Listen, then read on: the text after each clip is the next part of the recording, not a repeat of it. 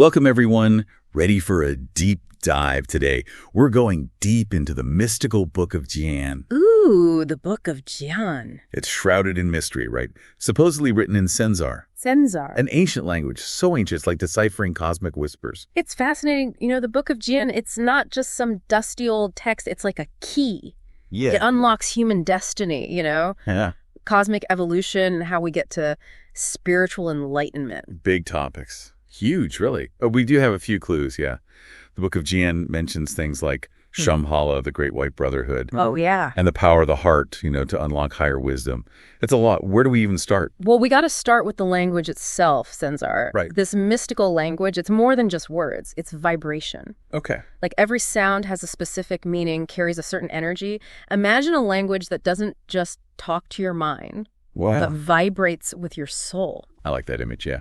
But if Senzar is so ancient and complex, how can we even make sense of the Book of Dzyan? It's like we need a mystical decoder ring or something. You're right, it's tricky. Deciphering Senzar is a challenge.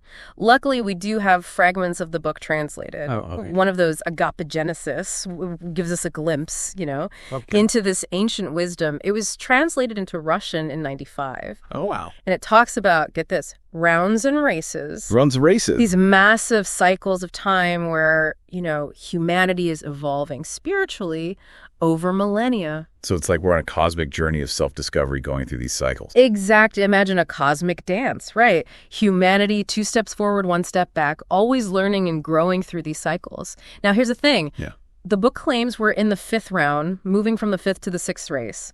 A time of huge transformation, spiritual growth. That makes this deep dive even more relevant then, right? Yeah. If we're in this transition period, understanding the Book of Dzyan's message is crucial. Absolutely. How does agapegenesis suggest we navigate this transition then? Well, it talks about fiery transformation, a process of purifying, refining the soul through trials, through challenges. Okay. The Book of Dzyan uses the symbol of fire, cleansing, illuminating, forging something new from the ashes of the old. So we shouldn't shy away from challenges. We should see them as opportunities for growth. Exactly. It's about embracing the fire, literally. I like that. The book suggests, though, that love and light, they're the guiding forces in this fiery transformation. Good. Love gives the warmth, the fuel, and light, while light shows the path, reveals truth and wisdom. Love and light, yeah, they're powerful, but how do they work together in this fiery transformation? The book talks about Shambhala, Yeah. a hidden spiritual center, often linked to the Himalayas. And then there's the Great White Brotherhood. Right. These enlightened beings living there. They embody love and light, guiding humanity's evolution from behind the scenes. So Shambhala is like a beacon of spiritual energy. And the Great White Brotherhood, they're the keepers of this ancient wisdom, gently pushing us towards enlightenment. That's a beautiful way to put it. And the Book of Dzyan suggests that if we align ourselves with love and light, cultivate those qualities, we can connect with Shambhala, tap into that wisdom. Exactly. And that's where the heart comes in, right? Yes. The book really emphasizes its role, unlocking higher wisdom, connecting with the divine. Right, but it's not just a physical organ, is it? No, it's the seat of higher consciousness where intuition comes from, compassion, true wisdom. It's how we connect to something bigger than ourselves, something beyond the physical. It's our compass guiding us to spiritual enlightenment, basically. How do we awaken this power of the heart, this connection to the divine? The Book of Dzyan suggests practices, things like meditation, compassion, selflessness, quieting the mind, Right. opening the heart, aligning with love and light. This alignment is key because it lets us tap into a deeper level of understanding. So it's not just reading the book, getting the concepts. It's about living it, letting it transform us from the inside out. Absolutely. It's a call to action, an invitation to self-discovery, spiritual awakening. It's amazing, the Book of Dzyan. It offers a glimpse into a world where the physical and spiritual blend, where language is vibration, and the heart unlocks our true potential. I'm hooked. There's more to uncover, right? Oh, tons. We've barely scratched the surface. There are layers upon layers of meaning waiting to be discovered. I'm ready to keep diving then. What's next on this journey into the Book of Dzyan? Well, remember those rounds and races, those vast cycles guiding humanity's evolution? Yes. The Book of Dzyan claims they're not just abstract ideas, they're actual blueprints for civilizations rising and falling. Wait, so we're not just talking about individual spiritual evolution, but entire societies going through these cycles. Exactly. And get this, it connects these cycles to events, planetary, even cosmic events. It suggests that even planets, solar systems, they go through cycles, birth, growth, transformation. Are you saying Earth isn't the first planet in our solar system to have life? That's a mind-blowing thought. It challenges our usual understanding of history and cosmology for sure. The Book of Dzyan hints that Earth is like the successor to the moon. The moon? Yeah, implying a kind of cosmic inheritance where the life force is passed on from one celestial body to another. Wow, like a cosmic relay race passing the torch of life. That's a great way to put it. Now, the book says Earth is currently in its 5th round. Right. Humanity's transitioning from the 5th to the 6th race. This transition, it's marked by upheaval, transformation, both personally and globally. So all the challenges and changes we're seeing now, they could be part of this larger cosmic cycle. That's fascinating and a bit unsettling. It puts things in perspective, but the Book of Dzyan also offers hope. Okay. It suggests this transition is leading to higher consciousness, a more enlightened era for humanity. So it's not all doom and gloom. There's light at the end of the tunnel. Absolutely. Speaking of light, the book stresses its importance. Not just metaphorically, but as a force shaping reality. It describes light as this subtle energy permeating the universe, influencing everything, from planets evolving to how consciousness develops. So it's more than just the light we see with our eyes. Much more. It's vibrational energy, a life force animating everything. And the book suggests if we align with this light, we can speed up our spiritual evolution, help create a more enlightened world. Sounds amazing. But how? How do we align with this cosmic light? Well, the Book of Dzyan gives us practices. Meditation, cultivating compassion, living a life of service. It's about purifying our thoughts, our emotions, clearing away negativity that blocks this light. So we don't just passively receive this light, we actively cultivate it within ourselves. Exactly. And this brings us back to the heart, remember? The book sees it as a center of spiritual awareness, a gateway to connecting with this universal light. You mentioned earlier that the Book of Dzyan talks about planets and solar systems going through cycles of evolution. Does that mean Earth itself is evolving too? Changing along with humanity? The book suggests that Earth is more than just a physical planet. More than just rocks and dirt, okay. It describes Earth as having 7 bodies, or spheres. 7? Yeah, layers of existence, extending beyond what we can physically see. Like an onion, with layers upon layers. Exactly. But what are these other layers? What's beyond the physical Earth? The book calls them subtle realms, each vibrating at a different frequency. They're connected to the physical Earth, influencing its evolution, shaping human experiences. Wow, so we're surrounded by these unseen worlds, energies that impact our lives even though we can't see them. Exactly. And the book says that if we expand our awareness, open our hearts and minds to these subtle realms, we can tap into a deeper wisdom, a deeper understanding. It's like lifting a veil on a hidden reality, a world of energy and vibration that's always been there, but we've been blind to it. That's it. And it brings us back to Senzar, that mystical language. Right, the language of the book. It's said to be a language of vibration, where sounds correspond to energies and frequencies. So if we understand Senzar, could we tap into these realms, communicate with these energies? It's one way to think about it. Senzar gives us a peek into the vibrational nature of reality. Everything, planets, people, thoughts, emotions, it's all energy vibrating at different frequencies. That's incredible. It challenges everything we think we know about how the world works. Absolutely. It opens up a whole new way to see reality, to understand our place in the universe. It's starting to blow my mind, I have to say.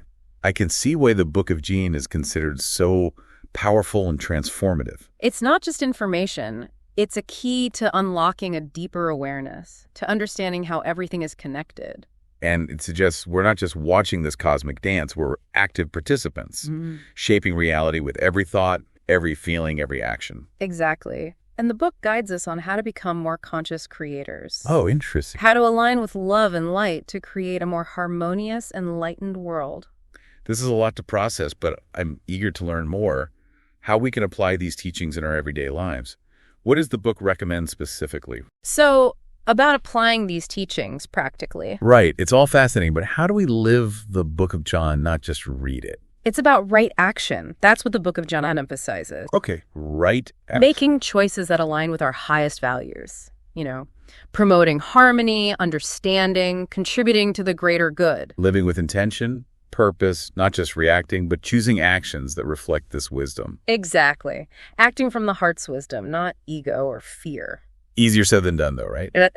We all face challenges, temptations. No, for sure. How do we stay on track when things get tough, according to the book? It reminds us we're not alone on this journey. There's a network of support around us. Unseen support. Yeah, unseen helpers, always ready to guide, to assist. Masters of wisdom, the Great White Brotherhood, those enlightened beings. Yes. The book suggests they're constantly working behind the scenes, Really? guiding humanity's evolution, offering support to those seeking alignment with love and light. Like a team of spiritual coaches, cheering us on, nudging us in the right direction. But how do we access this guidance? Connect with them? Develop your intuition, that inner voice, those whispers and nudges. But our minds are so busy, so noisy with thoughts and worries. How do we quiet that and tune in? Meditation, mindfulness, create space within to hear that still, small voice. So not forcing it, but becoming receptive. Exactly. As we purify our hearts and minds, cultivate love, compassion, discernment, our connection to those higher realms deepens naturally. Like tuning our inner radio to a higher frequency, and suddenly we hear the wisdom that was always there. It can manifest in many ways. Dreams, intuitions, synchronicities, even words from a book or kindness from a stranger. Paying attention to the subtle signs, the messages all around us. The universe is always talking, we just have to listen. That brings us to a profound teaching. Yeah. We are all gods. Yes, this is where it gets really interesting. But remember, the book is speaking metaphorically. Right. We're not suddenly all-powerful deities. It's pointing to the divine spark within each of us. That potential. The potential for enlightenment, for mastery, it's in our very being. Like diamonds in the rough, carrying this incredible potential that needs polishing to shine through. Beautiful analogy. And the Book of Dzyan says realizing this potential comes from cultivating our connection to the divine within. Through meditation, compassion, service, those things. Exactly. It's not about power over others, but the power within us.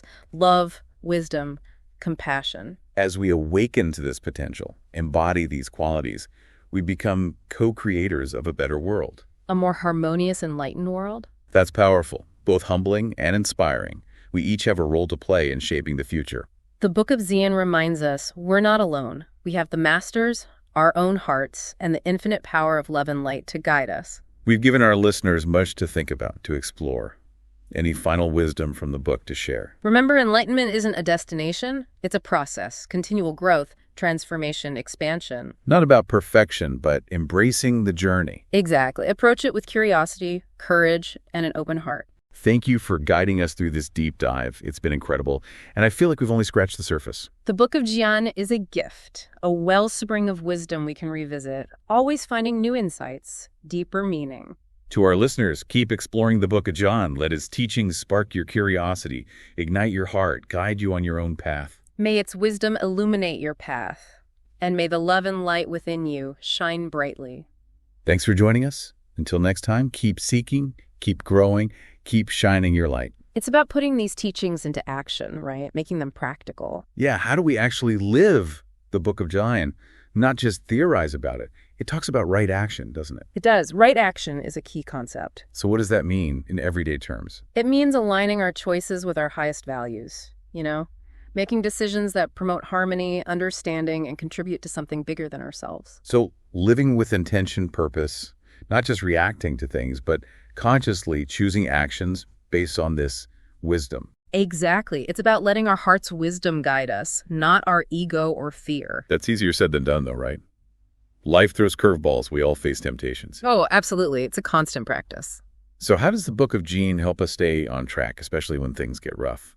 Well, it reminds us that we're not alone on this path, There's a network of support around us, even if we can't see it. You mean like unseen helpers, spiritual guides? Yes, exactly. The Book of Dzyan suggests that there are beings, masters of wisdom working behind the scenes. Okay, so the Great White Brotherhood we talked about earlier. Yes, those enlightened beings. They're guiding humanity's evolution, offering support to those who are seeking to align with love and light. It's like having a team of spiritual coaches kind of cheering us on, nudging us in the right direction. That's a great way to put it. But how do we tap into that? How do we connect with these masters and get their guidance? It's about developing our intuition, that inner voice. Right, but our minds are so busy, full of thoughts, worries. How do we quiet all that down and actually hear that inner voice? Practices like meditation and mindfulness can help, It's about creating space within ourselves, quieting the mind so we can hear that still, small voice within. So it's not about trying to force a connection, but more about becoming receptive to this guidance. Exactly. The Book of Dzyan suggests that as we purify our hearts and minds, cultivate qualities like love, compassion, and discernment, our connection to these higher realms naturally deepens. Like fine-tuning our inner radio so we can pick up a clearer signal. Exactly. And this guidance can show up in so many ways, through dreams, intuitions, synchronicities, even the words of a book or a chance encounter with someone. So being open to the signs, the messages, the whispers of the universe. The universe is constantly communicating with us. We just have to learn to listen. This brings us to one of the most interesting ideas in the Book of Dzyan, that we are all gods. That's a big one, isn't it? And it can be a bit confusing. Yeah, because we're clearly not all-powerful deities walking around, so what does it really mean? The Book of Dzyan is speaking metaphorically, of course. It's pointing to the divine spark that resides within each of us, the potential for enlightenment and mastery that's inherent in our very being. Okay, so it's like we all have this incredible potential within us, but it needs to be nurtured and developed. Exactly, like a seed that needs the right conditions to grow and blossom. And how do we cultivate that, according to the Book of Dzyan? By cultivating our connection to the divine within, through practices like meditation, compassion, service to others. So it's not about seeking power over others, but about tapping into the power within ourselves, the power of love, wisdom, compassion. That's it. As we awaken to this divine potential, embody these qualities in our thoughts, words, and actions, we become co-creators of a more harmonious and enlightened world. It's a powerful message, both humbling and inspiring. We each have a role to play in shaping the future, not just our own, but the future of humanity and the planet. And the Book of Dzyan reminds us that we're not alone in this. We have the support of the masters, the guidance of our own hearts, and the infinite power of love and light to guide us. Wow, we've covered a lot of ground in this deep dive into the Book of Dzyan. It's been an amazing journey exploring these ancient teachings and uncovering their relevance for our lives today. It's been a pleasure sharing this journey with you. The Book of Dzyan is a wellspring of wisdom, and I encourage everyone to explore it for themselves, see what resonates with you. It's a gift that keeps on giving, isn't it? Each time you delve into it, you discover new insights and deeper meanings. Absolutely. It's a lifelong journey of discovery. And for our listeners, thank you for joining us on this deep dive.